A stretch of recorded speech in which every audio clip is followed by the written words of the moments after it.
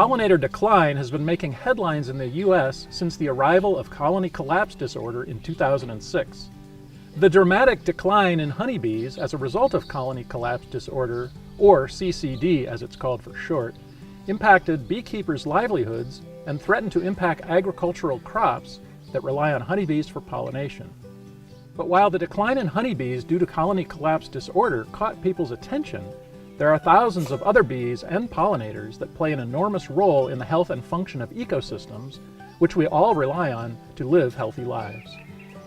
The majority of native bees and many other insect pollinators have also been dramatically declining in number in recent years. Despite tremendous concern and concerted efforts to stem the tide of pollinator decline, pollinator populations continue to decrease. Pollinator decline is being caused by a number of factors, including habitat loss, pesticide use, disease, and climate change.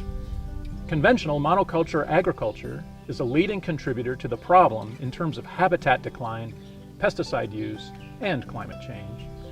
A dramatic increase in the use of neonicotinoids, a class of pesticides that are highly toxic to many pollinators, has coincided with an exponential worsening of the situation in recent years. Neonicotinoids are a class of systemic pesticide that are currently the most widely used class of pesticides in the world. Their primary use in agriculture is as seed treatment for corn, soybeans, wheat, cotton, canola, and sugar beets. In the U.S., nearly all corn, sunflowers, and canola seeds, and around half of all soybeans are treated with neonics prior to planting. The pesticide is absorbed into the growing plant, and insects, including pollinators, are impacted when they utilize the plant's resources, such as nectar and pollen. Only 2 to 20% of the pesticide is absorbed by the seed, leaving the rest to find its way into the surrounding environment.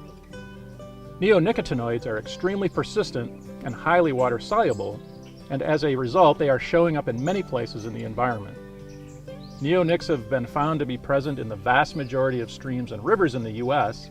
and are highly toxic to many aquatic invertebrates, which occupy a critical component of the food chain for many species of wildlife. Neonics are being found in fields and natural areas where treated seeds have not been used, including on organic farms with substantial buffers.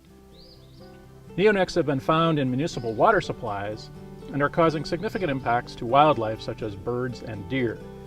And, as neonicotinoid use has skyrocketed in recent decades, pollinator populations have plummeted. While agriculture has played an enormous role in pollinator decline, it also has the potential to play a critical role in reversing the trend and protecting and restoring pollinator populations.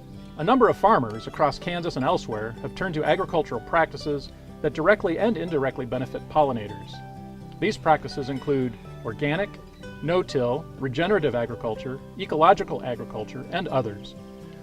Most practices that build soil and improve soil health will also benefit pollinators, as they rely on adding diversity and increasing biodiversity on the farm and in the soil.